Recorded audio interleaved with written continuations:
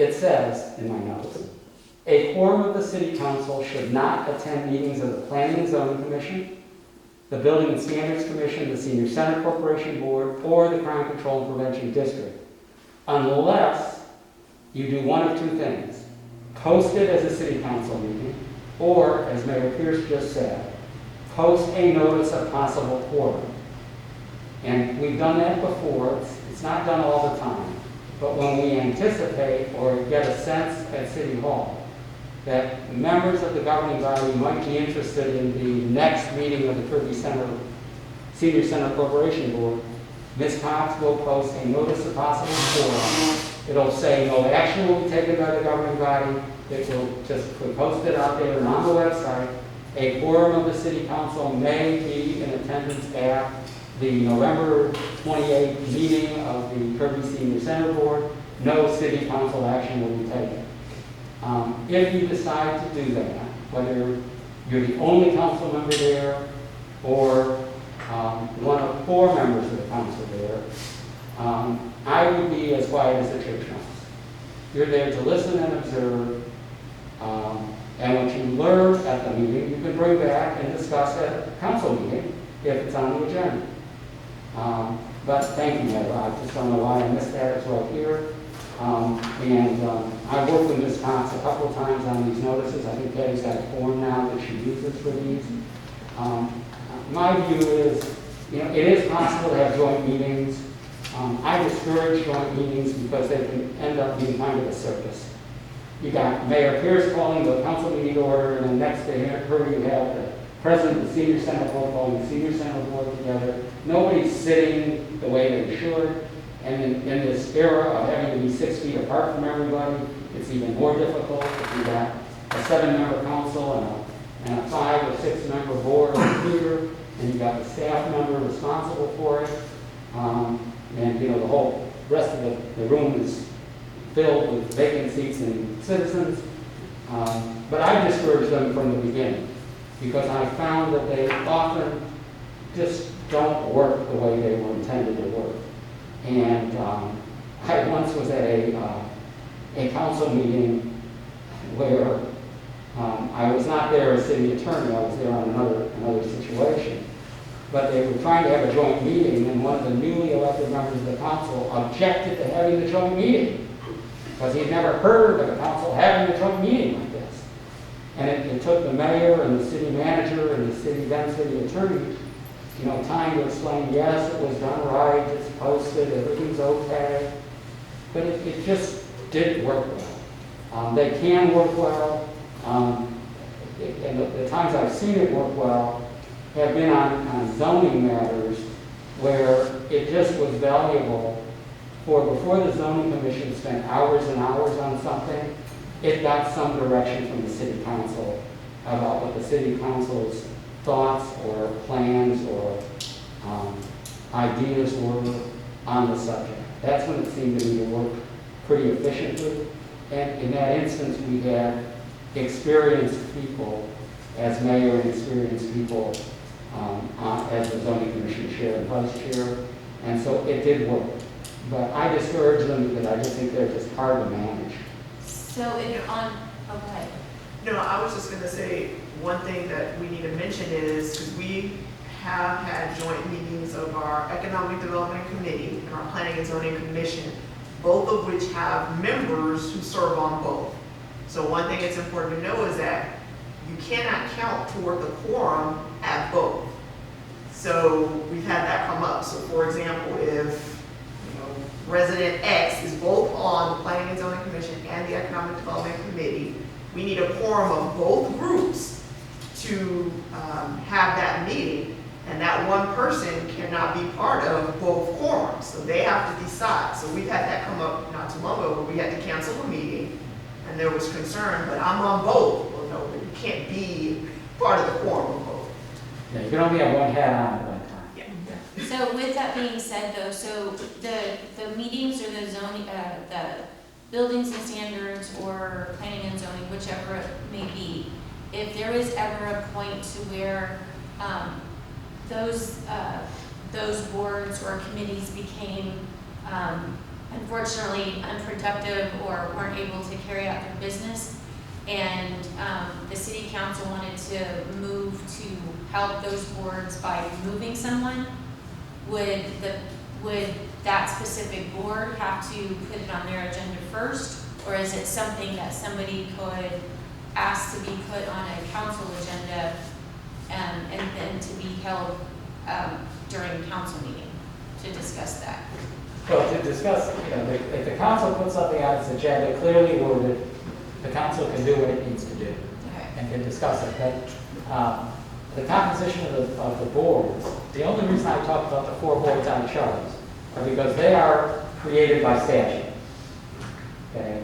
The Zoning Commission by Chapter 211 of the Local Government Code, the Building and Standards Commission by Chapter 54, the CCPD by Chapter 363, and the Kirby Senior Center by Chapter 394. Your Economic Development Committee is a committee. You do not have a formed Economic Development Corporation, which you could have, but if you maxed out on your sales tax, there's not much purpose in doing it.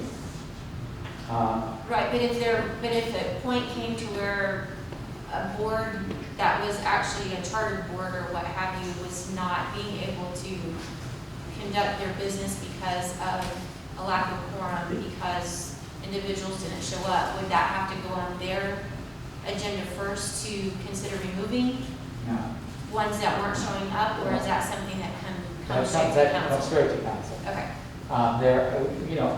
We would have to look on an individual entity basis okay, to determine what we can do. As the chief will tell you, it is difficult to remove someone from the CCPD board. So in that instance, the best approach would be if you have a CCPD board member who just isn't coming to meetings.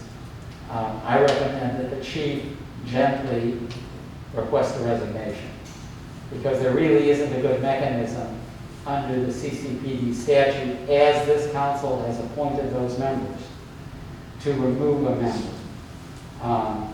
I think that's different from some of the other boards. I have to look at each one of the ordinances and each one of the local government code chapters to make sure what we could do about a non-attending board member who declines to voluntarily resign.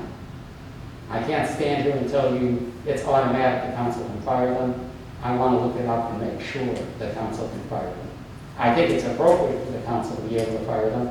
I just have to find the authority to make sure. Home rule cities still have to follow your own ordinances and still have to follow state law. Now, I know and again, they're just a committee, but like the Beautification and Recycle Committee has their own bylaws that says if you miss, I think, 3 consecutive meetings, you're automatically removed. But again, they're different. They're not a commission or a board. Right, and even with bylaws, I've seen those ignored so many times. Well, it's our friend, but she's been on vacation, her kids were sick, whatever. Those things happen.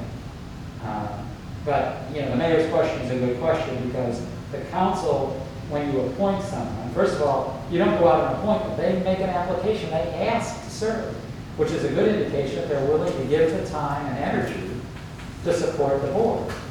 But if for some reason, whether it was within or without their control, or they didn't know about it at the time, they are unable to continue to serve, hopefully they'll resign, or they'll respond positively to an inquiry about, are you sure you can have the time to continue to serve? If not, it's okay if you resign so that we can fill the seat with someone who can devote the time. It's a delicate conversation. yes. But if the board you've appointed isn't getting the job done, and it's partially because Mr. X is not coming to board meetings, and they therefore having trouble getting a quorum on a consistent basis, it's worth a discussion with Mr. X. Okay. Sure. Home stretch, John. How about for conduct detrimental to the city? Oh, like a meeting member. Say what, sir? How about the committee member's conduct that is detrimental to the city, and we wish to remove them. Again, if they serve at the pleasure of the council, you can vote them out. I just need to make sure that the language in our local ordinance that created the body, or the language in the state statute that created the entity, like the zoning commission, permit them to, say they serve at the pleasure of the council. My view is that even if it's an appointment for a 2-year term, they still serve at the pleasure of the council. But I'd like to make sure in the ordinance before we take away somebody's position. Just a matter of fairness and due process. You've got these commissions to help the city and to help the city council, and if they're not doing their job, then, something's got to be done. I found it easier to try and use persuasion, but sometimes if persuasion doesn't work, then you have to use the hammer. That's all there is to it. Okay, 3 more things I'm going to cover. I'll try and breeze through these pretty quickly. The first is competitive bidding. I think we put that on the agenda. Yes, competitive bidding.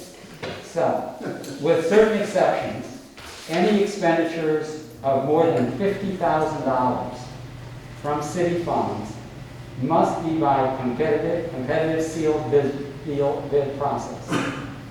Competitive sealed bid process with notice of the city's request for competitive sealed bids, published along with publishing again the date and time and place at which bids will be opened. And that publication needs to be done at least twice a week for 2 consecutive weeks in a newspaper published and available in the city. Contracts are to be awarded on the basis of determining the bidder who provides the goods and services at the best value to the city. This does not always mean lowest cost, although it usually does, but not always. Best value.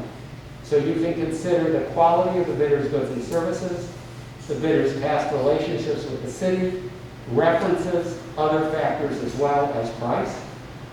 Exceptions that you don't need to do, or it's not necessary to do competitive bidding, include procurements for personal, professional, or planning services, procurement of items available from only one source, procurements necessary to preserve or protect the public health or safety of the